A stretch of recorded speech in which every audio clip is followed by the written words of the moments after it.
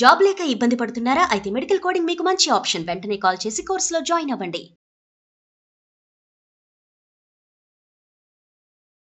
నమస్తే రమగారు. నమస్తే జయ.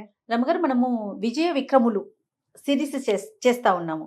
2 పక్షులు చచ్చిపోయినాయి, కనపడ్డాయి. గుడ్లగూబ ఏదో ఒక విషయం చెప్పింది. ఆ. ఏం చెప్పింది? ఆ గుడ్లగూబ ఏం చెప్పిందంటే, ఓ రాకుమారులారా, ఈ పక్షులు ఉన్నాయే, ఇవి చాలా వింతైనవి. ఇవి కొంతకాలంగా ఇక్కడికి వచ్చి మాట్లాడుకుంటున్నాయి. వాటి మాటలు చాలా విచిత్రమైనవి. దేనికి దానికి అదే గొప్ప. నేను గొప్ప అంటే నేను గొప్ప అనుకునేవి. అయితే వాటి 2 గొప్పలు ఏంటంటే, ఒకటిది రతనాల బొమ్మ, ఇంకొకటి ముత్యాల వేణి. నన్ను చంపి తిన్నవాడికి, నన్ను కాల్చుకుని తిన్నవాడి కంట్లోంచి నీ ముత్యాలు రాలుతాయి అని ముత్యాల వేణి. నన్ను తిన్నవాడు నవ్వితే నవరత్నాలు రాలుతాయి అని రత్నాల బొమ్మ వాదులాడుకునేవి. నువ్వు గొప్ప, నేను గొప్ప అని. దైవవశాత్తు అవి ఈరోజు మరణించి వెంటనే దొరికినాయి మీకు. వీటిని అవే మరణించినాయి. వాటి సమయం అయిపోయింది. నేను ఎవరికి దొరుకుతానో వాడు అదృష్టవంతుడు. ఇప్పుడు దొరికింది, అది 2-3 రోజుల తర్వాత దొరికింది అనుకో, 2-3 రోజుల తర్వాత దొరికితే ఎవరు వాటిని తింటారు? తినరు. నన్ను కాల్చుకుని రెక్కలతో సహా నన్ను కాల్చి తిన్నవాడికి నోట్లో నుంచి నవ్వితే నా రత్నాలు రాలుతాయి అంటుంది ఒకటి. నన్ను కాల్చుకుని తిన్నవాడికి కన్నీరు గారితే ముత్యాలు రాలుతాయి అంటుంది రెండోది. మీ అదృష్టవశాత్తు 2 దొరికినాయి మీకు. ఇప్పుడే చచ్చిపోయినాయి, ఇప్పుడే దొరికినాయి.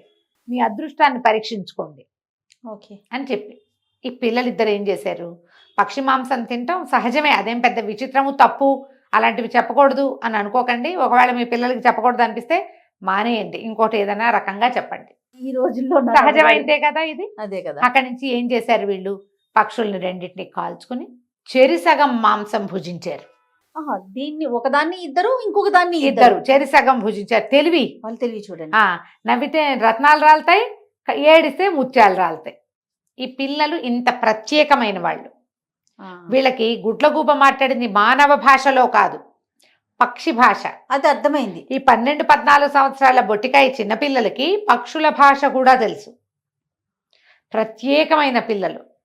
అక్కడి నుంచి వాళ్ళు ఎప్పుడైనా పక్క నవ్వారా, రత్నాలు రాలుతాయి నోట్లో ఇంచి. పిల్లలు ఏ తప్పి తగిలి కడుపులో నొప్పో కాలు నొప్పో వచ్చి ఏడిచి, రాకుమారులు ఊరికే ఎందుకు ఏడుస్తారు? ఒక చుక్క కంట్లో వచ్చి నీళ్ళు వచ్చిందంటే ముత్యాలు రాలుతాయి. అలాంటి పిల్లల మీద ఈ 2వ రాణి అయినటువంటి రూపమతో రత్నమాలో దాని పేరు, ఆ అమ్మాయి చెప్పిన మాటలు విని ఇలాంటి కుమారులు మళ్ళీ పుడతారా ఎవరికైనా? ఈ విషయం తెలుసా అండి? తెలుసు, మొత్తం ఊరంతా ప్రచారంలో ఉంది. అది అందరికీ తెలిసిందే. రాకుమారులు ప్రత్యేకమైన వాళ్ళు. అయినా సరే వీళ్ళని చంపి గుండెకాయలు పట్టుకురమ్మని సైనికులకి పంపించారు. ఆ సైనికులకు ఉత్తరం రాసిచ్చారు. పిల్లల్ని వాళ్ళు మోసుకుపోతే ఏమిటి, ఎక్కడికి తీసుకెళ్తున్నారు ఏమిటి అంటే, నాయన మీ నాన్నగారికి కరుణ లేదు, ఇంకా కుమారులు పుడతారని నిర్ణయించుకున్నారంటే పిల్లలు వలవల ఏడుస్తుంటే వాళ్ళ కళ్ళలోంచి రాలుతున్న కన్నీటి బొట్టలు ముత్యాలుగా మారుతుంటే వీళ్ళు ఉన్నారు కదా తలార్లు, ఒక్కో ముత్యం ఏరుకుంటూ పిల్లల్ని మోసుకుపోయారు. మోసుకెళ్ళి చేతులు రావటల్లా చిన్నపిల్లలు, రాకుమారులు, రేపొద్దున రాజు కావాల్సిన వాడు పెద్దవాడు. పిల్లలేమో ప్రత్యేకమైన పిల్లలు, ముట్టుకుంటే పాలుగారే లాంటి వాళ్ళు. రాణిగారు ఎంత మంచిదో, లేక కలిగారు. చేతులు రావటల్లా చేయలేకుండా ఉండలేకపోతున్నారు. ఇంతలో ఏమైంది? సరే బాగా ఆలోచించుకుని తలార్లు ఏం చేశారు? పిల్లల్ని వంగబెట్టేశారు. ఇట్లా తలకాయల కిందకి పెట్టించారు. కత్తి ఎత్తేసరికి అలా వెనక నుంచి ఓ బాణం వచ్చి తగిలింది తలారికి. వాడికి తగల, ఆ కత్తి తగిలింది. కత్తి దింపేసి చూస్తే మంత్రి బుద్ధిమంతుడు, ఆయన పేరు. ఆయన వచ్చి ఒరే మీ దుంపల దగ్గర చంపేస్తారేమిట్రా పిల్లల్ని, పంపించేసేయండి. మరి రాజాజ్ఞ అయితే ఏమిటి? ఏదో ఒక జంతువుని చంపి 2 గుండెలు పట్టుకెళ్ళి చూపించండి రా. ఇట్లాంటి ప్రత్యేకమైన పిల్లల్ని చంపుతారా రాకుమారులు? వదిలిపెట్టేసేయండి, బతుకుంటే వలసాకు తింటారు. ఏదో ఒకటి వాళ్ళ బతుకులు వాళ్ళు బతుకుతారు, మన దగ్గర ఉండకపోతే పోని, వదిలేయండి. చాలా బలవంత పెట్టాడు. తలార్లు ముందు వెనక ఆలోచించుకున్నారు ఏం చేయాలి. రేపొద్దున తప్పి తగిలి రాకుమారిద్దరు రాజుగారి కంటపడితే ఎవరెవరా తలారి వేధవులు చంపలేదని అని మన ఏమైనా శిక్షిస్తాడేమో, అసలు పిల్లలు బతికి వెనక్కి వస్తారా? ఇవన్నీ ఆలోచించి రాకుమారులిద్దరిని వదిలిపెట్టేసి అక్కడక్కడే తిరుగుతున్న అడవి కుక్కలు 2టిని బాణాలు వేసి కొట్టి ఆ కుక్క గుండెకాయలు పట్టుకెళ్ళి చూపించేసరికి సరే రాజుగారు రాణిగారు శాంతించింది, రాజుగారు ఊరుకున్నాడు. కొద్ది రోజులు గడిచాక ఒకనాటి సాయంకాలం ఆవిడ తలనొప్పిగా ఉందని తోటలోకి వ్యాఖ్యాళికి రాల. మామూలుగా తిరగడానికి వెళ్తారుగా భార్యాభర్త. ఆవిడ పైనే ఉండిపోతే ఈయన నడుస్తున్నాడు, అటు ఇటు నడుస్తూ ఏ చెట్టు మీద అయితే గౌరపక్షి జంట ఉండేదో ఆ చెట్టు కిందకి వెళ్ళేసరికి ఆయనకి పూర్వం రాణిగారు ప్రభావతీదేవి అన్న మాటలు గుర్తొచ్చింది. ద్వితీయ వివాహం చేసుకోవద్దు, నా కుమారులకు అన్యాయం చేయొద్దు, గౌరపక్షి ఆడపక్షి రాగానే తన పైగా వాళ్ళేమి పక్షులేమి మనుషుల్లాగా బతుకున్నంత కాలం సాకి సంతరించవు పిల్లల్ని. అవును. రెక్కలు వస్తే చాలు, రెక్కలు వస్తే ఇక వాటి బతుకు వాటితే ఇంక అమ్మా నాన్న గుర్తు కూడా ఉండరు వాటి. ఏ జాతి పక్షి అయినా అంతేనా రమ్మగారు? అంతేట చేయ అంతేనంటారు. పక్షి అంతే, జంతువులు అంతే. కలిసి ఒక్కచోటే ఉంటుంటే ఏమైనా భాయి బహన్ ప్రేమ ఉంటుందేమో, కానీ ఉండదు. అదేలేండి. జత కట్టడం మొదలు పెడితే పూర్వాశ్రమపు ఆలోచనలు వాటికి ఏమి ఉండవు, రెక్కలు రావటమే అంతే లేటు. అలాంటిది పక్షులే ఇంత పని చేస్తే మనుషులు ఎంత పని చేస్తారో అని ఆమె అన్నదంతా గుర్తొచ్చింది ఆయనకి. నేనేం చేశాను, నా భార్య చెప్తే ఆమెకు ఒక మంచి మాట చెప్పుకోలేను నేను. పిల్లల్ని ఇంత పని చేశాను, నేను గుండె పగిలిపోయింది. అప్పుడు గుర్తొచ్చింది. అప్పటికి తట్టింది. తను చేసింది భార్యా వ్యామోహంలో పడి తను ఏం చేశాడో, తనకి రాబోయే వ్యామోహాన్ని ముందే చనిపోవడానికి ముందే గ్రహించిన రాణిగారి విజ్ఞత, ఆ పిల్లల అందాలు చందాలు, పిల్లల అల్లరి ఆట, వాళ్ళ నవ్వులు, వాళ్లకున్న అపురూపమైన ఇది వరాలు, ప్రత్యేకమైన వరాలు గుర్తొచ్చి పిచ్చగా దుఃఖపడిపోయాడు. కానీ ఏం చేస్తారు, కుక్కగుండలు చంపలేదు పిల్లల్ని అని చెప్పే నాథుడు లేడు. ఇక పిల్లలు చచ్చిపోయారు అనుకుని ఇంకా ఆయన అలా దిగులు పడి అనారోగ్యం పాలైపోయాడు. ఈ బయటికి వెళ్ళిన విజయులు విక్రముడు ఏం చేశారో చూద్దాం. వాళ్ళు ఏం చేశారో అలా ఎక్కడికో నడుచుకుంటూ వెళ్ళిపోయారు. నడుచుకుంటూ వెళ్తే ఏమైంది, చెట్టు కింద వెళ్ళేసరికి ఇక విజయడన్న కాళ్ళు పీకేస్తున్నాయిరా, నా వల్ల కాదు, కాసేపు విశ్రాంతి తీసుకుందాం, ఇక మనం వెళ్ళదు, అటు ఇటు వెళ్ళదు, చెట్టు కింద ఉందామన్నారు. ఉందామంటే సరే అన్నాడు. దగ్గరలో ఆహారం దొరికే మార్గం ఏముందో చూద్దాం, నీ కింద ఉంటా, నువ్వు చెట్టు ఎక్కంటే తమ్ముడిని చెట్టు ఎక్కిచ్చాడు. తమ్ముడు చెట్టు మీదకి పైకి ఎక్కి చూసి, అన్న ఏదో నగరం కనపడుతోంది, మరి అక్కడికి వెళ్తే ఏమైనా ఆహారం లభిస్తుందేమో చూద్దాం అనుకున్నారు. వీళ్ళు అడవిలో ఎంతకాలమో తిరిగారు. ఇక్కడి నుంచి వెళ్ళటమే డైరెక్ట్గా అక్కడికి వెళ్ళాల. వెళ్తున్నారు, పెద్దవాళ్ళు అయ్యారు, ఇంకా కొన్ని సంవత్సరాలు గడిచినాయి. వీళ్ళకి అడవుల్లోనే తిండి తిప్పలు తింటాం, కానీ ఎక్కడికి వెళ్ళినా వీళ్ళు కత్తు తిప్పటము, విల్లుంబులు వేయటము అవి మానుకోలే. వాళ్ళు విద్యలు ప్రాక్టీస్లోనే ఉన్నాయి, వాళ్ళకి తెలివిగానూ ఉన్నారు. అయితే పైకి ఎక్కితే నగరం కనపడుతోందంటే అన్నయ్య ఏమన్నాడు, సరే నువ్వు ఇక్కడే ఉండు చూద్దాం అనుకున్నారు. ఇది ముందు ఏదో పల్లెకెళ్ళి ఏదో తెచ్చారు. అక్కడి నుంచి ఏమైంది, అన్నయ్య ఏదో ఆహారం తేవటానికి వెళ్తే ఈ తమ్ముడు ఏం చేశాడు, చెట్టు ఎక్కినప్పుడు పైన 2 మైనాలు కనపడ్డాయి. ఆ మైనాలు ఏవో మాట్లాడుతున్నాయని చెట్టు పై కొమ్మల మీదకి ఎక్కి విన్నాడు. వినేసరికి ఆ మైనాలు 2 మాట్లాడుకుంటున్నాయి.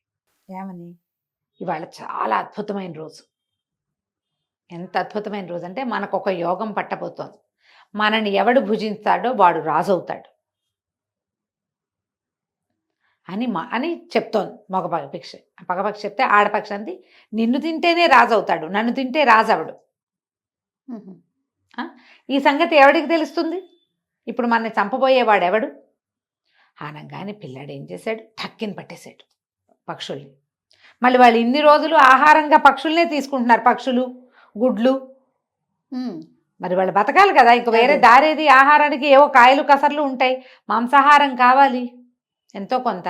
పట్టుకుని కిందకి వచ్చాక ఏమనిపించింది, ఈ పెద్ద మగపక్షిని నేను తినేస్తే నేను రాజు అయితే అన్నయ్య బంట అవ్వాల్సి వస్తుంది, అందుకని నేను తినకూడదు, ఇది అన్నయ్యకే పెట్టాలని అట్టి పెట్టాడు.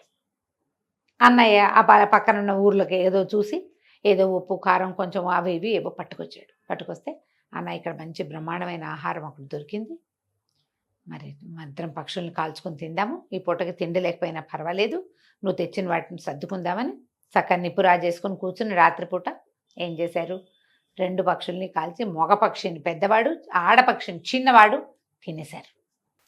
తినేసి ఇక బయలుదేరారు. చిన్నవాడు గట్టిగా నమ్ముతున్నాడు, పక్షులు వాటిలో అవి మాట్లాడుకునేటప్పుడు అబద్ధాలు ఆడవు, అన్నయ్య రాజు అవుతాడని నమ్మాడు. వీళ్ళు వెళ్తుంటే ఒక సింహం ఎదురుపడింది, అది ఆహారం భుజించేసి ఉంది.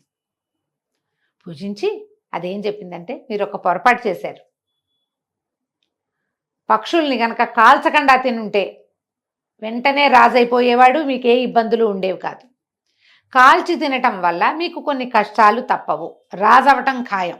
కష్టాలు అయితే ఉన్నాయి. కష్టాలు మీకు, మీ ఇబ్బందులు ఇప్పట్లో తీరవు. ఎప్పుడో రాజ్యాన్ని వదిలేసి రోడ్ల మీదకి వచ్చారు వీళ్ళు, అడవిలో పడి ఉన్నారు. మీ సొంత రాజ్యం ఉన్నా మీకు రాజ్యం లేని పరిస్థితి, కానీ కొన్ని కష్టాలు ఇబ్బందులు మీకు తప్పవు అని చెప్పి వెళ్ళిపోయింది సింహం. వీళ్ళకి సింహం భాష కూడా వచ్చు, జంతువులు పక్షుల భాషలు. నడిచి చూద్దామనుకున్నారు. అన్నయ్యకి కూడా తెలుసండి ఈ విషయం? తెలిసిపోయింది, చెప్పాడు తమ్ముడు, ఆహా. ఇది తినేసే నువ్వని. ఓకే. వెళ్ళారు ముందుకి. వెళ్ళగా వెళ్ళగా ఏమైంది, ఒక చెట్టు ఎక్కి చూస్తే దగ్గరలో నగరం కనపడతాం. అన్నయ్య అన్నాడు, నువ్వు ఉండు, నేను నగరంలోకి వెళ్ళొస్తా, ఏమైనా పట్టుకొస్తాను. ఇద్దరం వెళ్ళి ఇద్దరం దొరికిపోయే బదులు నేను రాకపోతే నువ్వు నా కోసం వద్దు కానీ ఓకే అని చెప్పి తమ్ముడిని ఇక్కడ ఎట్టి పెట్టాడు. కుర్రవాడు నగరంలోకి వెళ్ళాడు. ఆ రోజున ఆ నగరంలో, అది భద్రావతి నగరం, యువరాణికి ఇవి జరుగుతున్నాయి. ఏమిటది, మన స్వయంవరం జరుగుతుంది అక్కడ.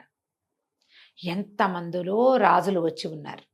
అయితే యువరాణి ఏం ప్రతిజ్ఞ చేసిందట, భద్రగజం ఎవరి మెడలో దండ వేస్తుందో వాడిని పెళ్లి చేసుకుంటానని చెప్పింది. బాగుంది. వీడు ఏదైనా పని కానీ డబ్బులు కానీ అవకాశం కోసం కానీ వెళ్తే, ఇదంతా జనమంతా ఆ సభలోకి వెళ్తుంటే ఈ కుర్రాడు కూడా సభలోకి వెళ్ళాడు, ఈ విజయుడు కూడా.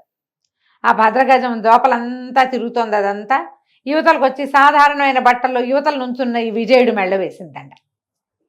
అందరూ కేకలు పెట్టారు, ఇదేంటి రాజకుమారులు వదిలేసి ఎవరో మామూలు వాడిని పట్టింది ఇది. కొంతమంది యువకులు పరిగెత్తుకుంటూ వచ్చేస్తే దండ తీసేశారు మెళ్ళలోంచి. వీడు కాదు వీడు కాదు అన్నారు. మళ్ళీ ఏనుకి దండ ఇచ్చారు. ఆ కుర్రాన్ని పోరా అవతల కంటే వీడు ఇటు నుంచి పోయి అవతల పక్కన ఉంచున్నాడు. అదంతా తిరిగి వచ్చి మళ్ళీ వీడి మెళ్ళలోనే వేసింది దండ. యువరాజు మీకు కుర్రాడి మెళ్ళలోనే దండ వేస్తాం. 2 సార్లు 3 సార్లు ఎన్నిసార్లు దండ తీసినా అది అక్కడే వేస్తాం. 3 సార్లు అయ్యేసరికి అంత గగ్గోలు పెట్టారు, ప్రజలు అరిచి కేకలు పెట్టారు. యువరాణి ప్రతిజ్ఞ ఏమిటి, దండ ఎవరికి మెళ్ళలో పెడితే వాడు ముష్టివాడైనా మాస్టివాడైనా చేయవలసిందే పెళ్లి. యువరాణి కూడా తను ఒప్పుకున్న దానికి తను ప్రతిజ్ఞ చేసింది కదా, ఏనుగు చేసిన ఎంపికని నేను గౌరవిస్తానని. భద్రగజం ఎంపిక చేసింది కాబట్టి విజయుడికి రాకుమార్తెకి వివాహం చేసేశారు. ఆ రాకుమార్తె పేరు విద్యావతి. వివాహం అయిపోయింది. వివాహం అయిపోతే వివాహపు వేడుకలందరినీ అబ్బాయి స్నానం చేశారు, మంచి బట్టలు వేశారు, గందరగోళంగా జరిగింది. అయితే ఈ స్వయంవరానికి వచ్చిన వాళ్ళలో మధుకరుడని ఒక రాజు, అతనికి నచ్చల. ఎలాగైనా ఈ విజయుని చంపేసి విద్యావతిని హ్యాండిల్ ఏమన్నా సంపాదించాలి అన్న కోరికతోటి ఉన్నాడు. ఈ అబ్బాయికి మా తమ్ముడు అక్కడ ఉన్నాడు ఆ చెప్పే అవకాశం విజయుడికి లభించల. రాజు అవుతారని అన్న మాట, ఆ పక్షిని తింటే రాజు అవుతావు, పక్షులు చెప్పే నేను విన్నాను అని చెప్పాడుగా తమ్ముడు, అది ప్రూవ్ అయింది. కొంచెం ఇక్కడ సెటిల్ అయ్యాక తమ్ముడిని తెచ్చుకోవచ్చు అనుకున్నాడు. 4 రోజులైంది. ఈ పెళ్లి హడావిడిలో ఈ అబ్బాయి ఇక్కడ ఉండిపోయాడు, తమ్ముడు అడవిలో ఉండిపోయాడు. చూసి చూసి చూసి చూసి వాడు కూడా నగరం వైపుకి నడవడం మొదలుపెట్టాడు. నగరంలోకి నడిచొచ్చాడు. వచ్చి ఒక పెద్ద తోట ఏదో ఉంటే ఆ తోట బయట కూర్చున్నాడు. ఏం చేయాలో తెలియలే, కాలిపోతుంది కడుపులో. దానికి తోడు నడక, ఏదో కాస్త కాయా పండు తిన్నాడు కానీ ఆహారం సమృద్ధి అయింది దొరకల. అక్కడ ఏమి జంతువులు లేవు, ఏదో ఒకటి చంపి తినటానికి కూడా వండుకుని తినడానికి జంతువులు లేవు, ఆహారం లభించలేదు. సరే ఉండేసరికల్లా ఆ తోటల పర్యవేక్షణ చేసేటువంటి ఒక అతను, పెద్ద తోటమాలిలో పెద్దవాడు అనమాట, పెద్ద అధికారి వచ్చి, ఏమన్నాయినా దిగులుగా ఉన్నావు, ఏమిటి నీ సంగతి సందర్భం అంటే, ఏం చేయను 4 రోజుల నుంచి ఆకలిగా ఉన్నాను, మా అన్న నన్ను అడవిలో విడిచిపెట్టి నగరంలోకి వచ్చాడు, మళ్ళీ రాలేదు, అన్న ఏమైపోయాడు అని దిగులు ఆకలి బాధతోటి ఉన్నానంటే, అతను ఏం చేశాడు, ఆ అధికారి కుర్రవాడికి భోజనం పెట్టించి, నువ్వేదైనా పని చేస్తానంటే తోటలో పని చేయమని తోటలో పెట్టుకున్నాడు. ఒకే నగరంలో అన్నయ్య రాజైతే తమ్ముడు తోటమాలి అయ్యాడు. కొద్ది రోజులు ఇలా గడిచినాయి. ఒకనాడు ఒక విమానం లాంటిది ఈ ప్రాంతానికి వచ్చింది. ఒక ఆయన గాలిలో తిరిగే ఒక మర విమానాన్ని తయారు చేయించుకున్నాడు. అది ఈ తోట దగ్గర ఆగిపోయింది. దాన్ని ఏం చేసినా అది కదలకపోయేసరికి ఇది వరకు ఇట్లా అది ఆగిపోయినప్పుడు ఒక నవయువకుడిని బలిస్తే అది కదిలిందట. దాంతో ఆ విమానంలో వచ్చినటువంటి వ్యాపారస్తుల కుటుంబం ఒక యువకుడి కోసం చూడడం మొదలుపెట్టారు. వాళ్ళకి తోటలో ఉన్న చిన్నవాడి విక్రముడి మీద దృష్టి పడింది. ఆ, విక్రముడి కోసం ప్రయత్నం చేశారు. ఈ తోటమాలీల మీద అధికారి ఉన్నాడు కదా, ఈ కుర్రాడు నా హయాంలో ఉన్నాడు, 1,00,000 వరహాలు ఇస్తే కుర్రాడిని ఇస్తానని ఒప్పుకున్నాడు. ఆహా. 1,00,000 రూపాయలకి నరబలికి విక్రముణ్ణి అప్పచెప్పాడు. అయ్యో. తర్వాత ఏం జరిగిందో, విక్రముణ్ణి బలిచ్చారా, ఆ 1,00,000 రూపాయలు ఎట్లా వెనక్కి తీసుకున్నారు, తీసుకోగలిగారా లేదా, విమానం కదిలిద్దో లేదో మనం వచ్చే భాగంలో తెలుసుకుందాం. తప్పకుండా రమ్మగారు. నమస్తే. నమస్తే.